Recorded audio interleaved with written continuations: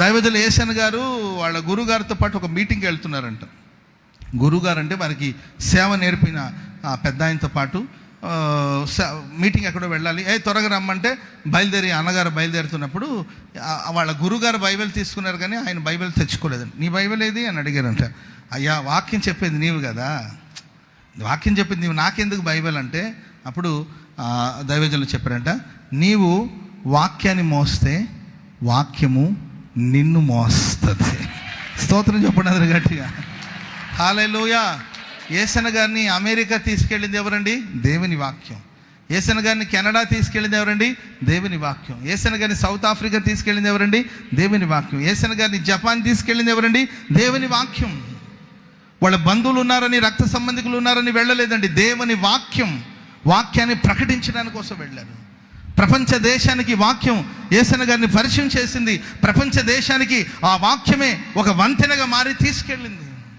కనుక చేతుల్లో కాదండి, గుండెలో దేవుని వాక్యాన్ని మోయాలి. ఆమె చెప్పండి గట్టిగా. మరి ఈనాడు నీ దగ్గర వాక్యం ఉందా? వాక్యాన్ని సంపాదించుకుంటున్నావా? ప్రతిరోజు వింటున్నాం కదా వాక్యం, ప్రతి వారం వింటున్నాం కదా, తెలిసిన వాక్యమే కదా. హలో, వింటున్నారా? దేవుని వాక్యం వినబడుతున్నప్పుడు అనాలోచనగా ఉండడం, మాకు తెలియని వాక్యమా, తెలిసిన వాక్యమే కదా అని నిర్లక్ష్యం చేస్తున్నారు. వాక్యం దొరుకు కాలమందు, ఒకానొక కాలం వచ్చినప్పుడు ఒకవేళ వాక్య కరువు వస్తే, నీ దగ్గర వాక్యం లేకపోతే ఆ కరువులో చిక్కుకొని ఆత్మీయ జీవితంలో మరణించే ప్రమాదం ఉంది. తింటేనే కదా మన భౌతికంగా బ్రతుకుతున్నాము, అదేవిధంగా వాక్యాన్ని తింటేనే కదండి మన ఆత్మ బ్రతుకుతుంది. రోజుకు 3 పూటలు మనం ఫుడ్ ఇస్తున్నాం, మధ్య మధ్యలో స్నాక్స్ అని అవన్నీ ఇవన్నీ ఏదో ఒకటి తింటున్నాం, కానీ ఆత్మకు వాక్యం కావాలి, వాక్యం అనే ఆహారం కావాలి. ఈ ఆహారం నీ యొద్ద ఉన్నదా?